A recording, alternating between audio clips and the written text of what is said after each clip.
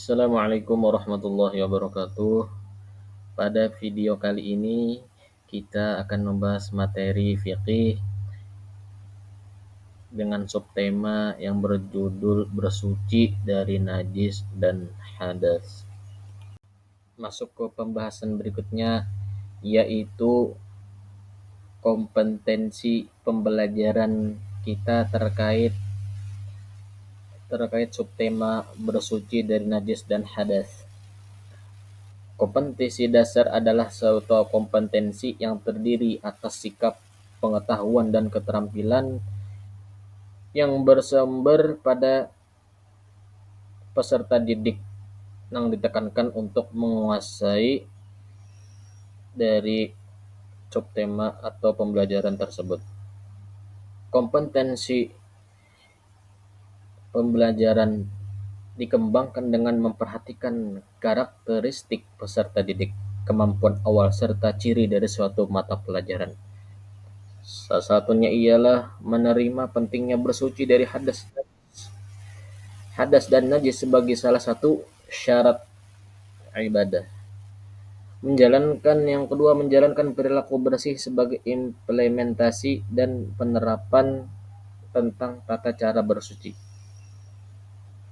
Selanjutnya, menerapkan tata cara bersuci dari hadas dan najis. Dengan adanya kompetensi pembelajaran ini,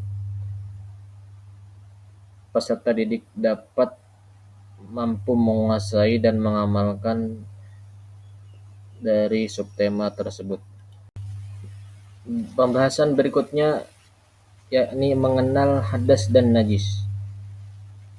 Menurut istilah, najis bisa diartikan suatu benda yang mengotori pakaian atau badan kita yang menghalangi sahnya ibadah kita kepada Allah.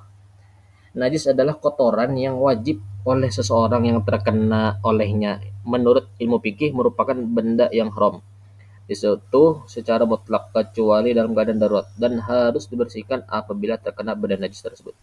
Dibersihkan karena menghalangi sahnya ibadah kita kepada Allah Subhanahu wa taala.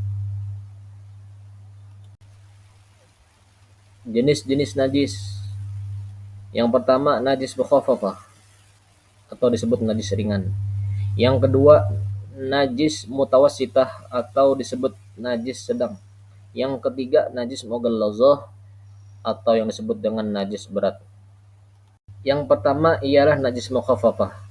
Najis mukhaffafah ini adalah najis yang diringankan. Dalam artian dia ringan dengan sebab yang pertama, najis tersebut mengandung seperti air kamih bayi laki-laki dan perempuan yang belum pernah makan sesuatu kecuali air susu ibu. Itu semua hukumnya najis mukhaffafah, dianggap najis yang ringan. Yang kedua, najis mutawassitah atau najis sedang. Najis mutawassitah ini merupakan najis yang berada di pertengah-tengahan antara mukhaffafah dan mughallazah. Contohnya seperti darah, air, kamih, dan muntah. Yang ketiga, najis mughallazah atau najis berat. Mughallazah adalah najis yang berat. Contohnya seperti seekor anjing dan seekor babi. Keduanya ini termasuk najis mughallazah.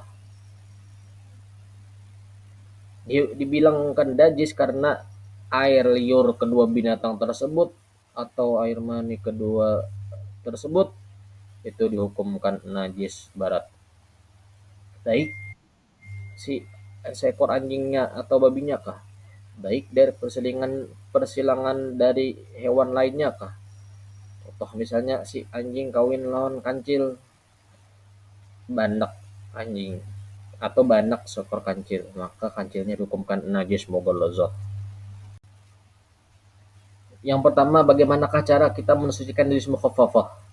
Cara mensucikannya cukup dengan membersihkan air ke bayi yang terkena najis sampai betul-betul bersih.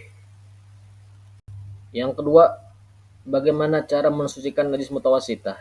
Cara mensucikannya dibilas dengan air sehingga hilang semua baik sifatnya atau baunya, baik warnanya maupun rupanya. Dihilangkan sampai bujur-bujur bersih sehingga kembali suci seperti semula. Yang ketiga, bagaimanakah cara mensucikan najis mughalladhah? Cara mensucikannya lebih dahulu dihilangkan wujud benda najis tersebut.